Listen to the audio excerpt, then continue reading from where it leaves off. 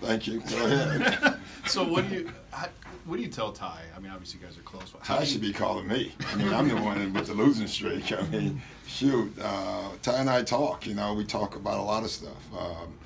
You know, execution usually, frustration when one of us is frustrated. You know, plays. You know, we talk a lot about a lot of stuff. So, but Ty's been in this a long time, not just coaching, but as a player. You know, as an assistant, he knows the up and downs of basketball, and especially when you have a team like them. You know, motivation is hard. You know, when you don't win, it's amazing. You would think it'd be the other way, but it's that way in all sports. You know, the team that didn't win has a tougher time of being motivated through the next year, even over the team that wins, which doesn't make a lot of logical sense, but it's true. You know, and you know, I was on a team with the Knicks that didn't win, and that following year was hard because you're thinking we worked that hard to get there and didn't get it. Now we got to do it all over again, and Cleveland will be fine. I just have a sneaking suspicion that they're going to be okay. Well, it's funny. I was going to ask you, how do you motivate a team of veterans that has done it now 3 times? Yeah, well, you just got to keep, because the goal still is to win a title. You know, what happens a lot of time, their way of getting there and the coach's way of getting there don't match sometimes, and you got to get it to match eventually, and it will. You know, sometimes you grab your team, and sometimes you have to wait for your team. And if anyone knows when to do that, then they're smarter than all of us. When a team makes a lot of changes like they did, is it just you know, there has to be some time factored in? Yeah, I think the road trip was probably really good for them. You know, this is our first extended one. We need one, except for all the guys that we signed aren't playing anyway. So, but it does help, you know. And there's no timetable when a team, you make a lot of changes. Sometimes it clicks right away. It clicks in camp. You know it. Sometimes it doesn't. There's no such thing as camp anymore. So, you know, you have 3 days and you're playing exhibition games now. So I think the more changes you make, I think it does take longer than it did, you know, 4 or 5 years ago. Hey, Doc, you guys know each other so well, you and Ty. If it came down to a final possession, would you know what he's going to run and he would know what you're going to run? I think he knows what I'm going to run more than him, because he said in 6 years of practices and wrote every single thing down.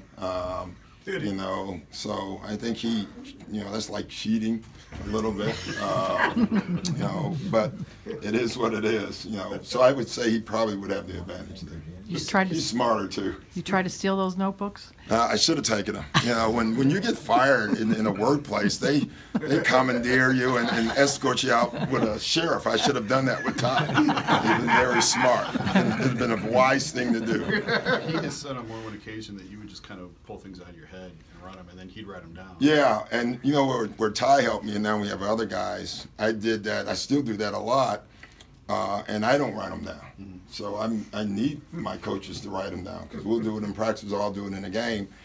And when Ty was around, he would say, "What about the play you ran?" And then he'll show me it, and that would help me remember that play. Now we have other guys doing that. The thing is, he kept those.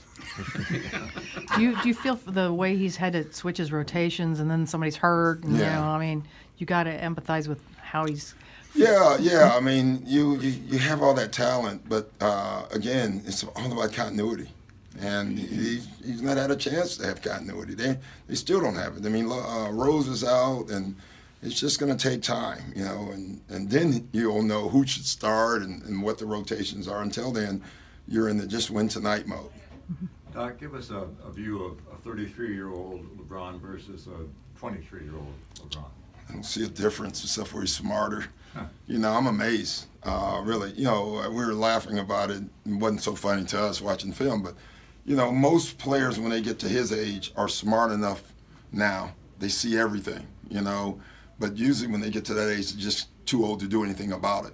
You know, Kevin McHale had that comment. You know, if I had the knowledge now, but my body at 22, I would have been the greatest player of all time.